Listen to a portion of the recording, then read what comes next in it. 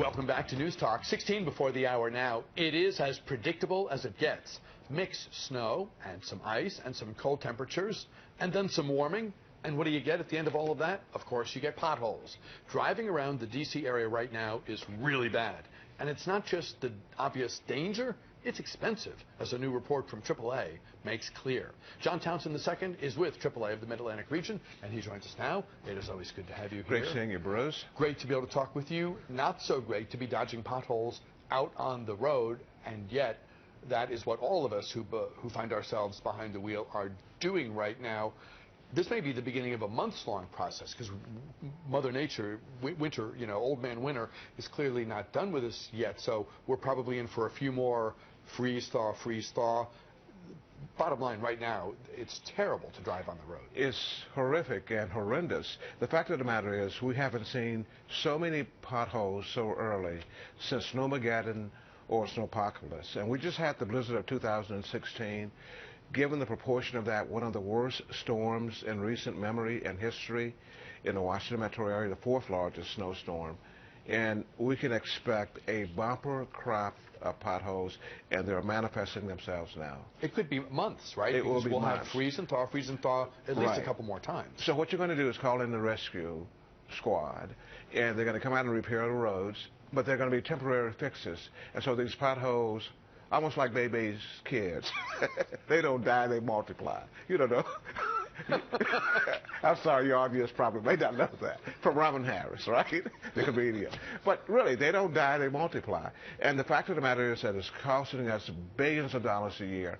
Consumers are spending an average of $3 billion a year in the last... $3 billion. So this is the national number that AAA... This is the national number that we are offering today, based on surveys we've done with drivers across the country. So in the last 5 years, motorists have spent $15 billion to repair their vehicles as a result of pothole damages. And the average cost per motorist in this country is over $300. And there are some motorists, 6% of all motorists, report that they have spent over $1,000 in repair bills to repair the damage from potholes.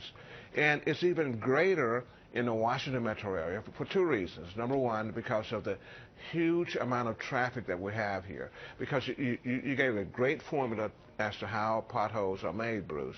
The one thing we keep forgetting is traffic is also an important thing, because you have the freeze-thaw cycle, and then when cars run on these roads that are fragile, we're grinding them down. We're grinding them down. We're creating these potholes.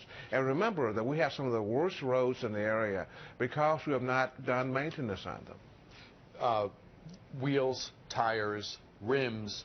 Does it go beyond those obvious components of the car that are that get damaged? Yes, so if you have a flat tire, you have to replace, if it's severely damaged and you puncture the tire, you have to replace that. But you can have it patched. And I remember, Bruce, you could have a flat tire replaced or fixed for $5 20 years ago or 10 years ago. Now it's $25. So you go into a repair shop, and it's going to cost you to have it repaired or replaced, and then you may have an alignment problem, and that's another $50 to $100. And then you could have even problems with your brake pads, because if you brake in the middle of a pothole, you not only damage the calipers, you also can damage the brake drums and the brake pads themselves. So the problems can become magnified depending on how you drive and how many potholes you encounter. And that could be one of those very difficult split-second decisions that people have to make, because in general, if you're going to be hitting a pothole, better to do it at a slower speed than at high speed, but that doesn't mean to brake at the moment of impact. Oh no, that's the worst thing in the world to do. Remember the scenario that we had Tuesday morning rather, where we had a torrential downpour. So if you're driving along, you could not, and there's a puddle on the road, you don't know whether it's a pothole or not. And if you're driving at night, chances are you won't see the pothole. Which means you're hitting it with no ability to prepare. It's a complete shock, and it makes the impact that much worse. Yes, I was working my way to you. That's an old Spender song, but I was working my way to you, Bruce. Yes. And I was on 295, and I hit a pothole. at full force and at full speed, highway speeds. I wasn't speeding. I worked for AAA after all. But the fact of the matter is that instantly, I could feel my mirror vibrating, and it tells me that something is out of alignment, and that can easily happen.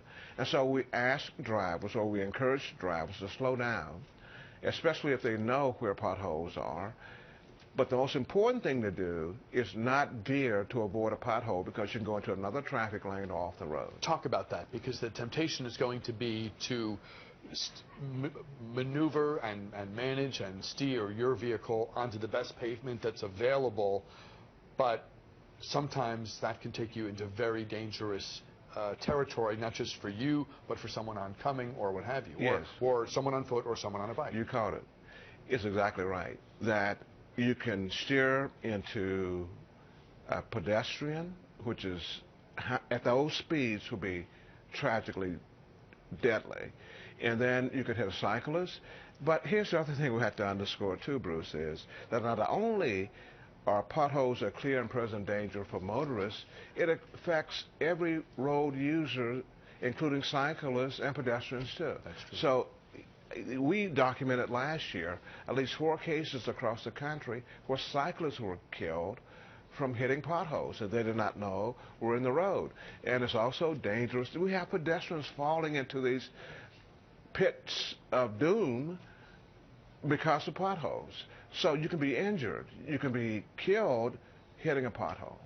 What sort of grade would you give the transportation agencies around the region in terms of getting out and doing the minimum? Because I've been on different roads. I've been on 16th Street in the last couple of weeks, Rock Creek Parkway, different roads where it's amazing how bad the roads are with big and deep potholes, sometimes very close to one another, where you're like, where do I go? There's almost no actual pavement left that you think is safe to drive on. So to the extent that the emergency repair, the quick patch, the something being better than nothing is something we should strive for and want our folks to get out and do, our local agencies. How are they doing at the minimum? Well, the problem is that because of the size and the scope of the blizzard of 2016, most highway departments have already expended their road repair bills,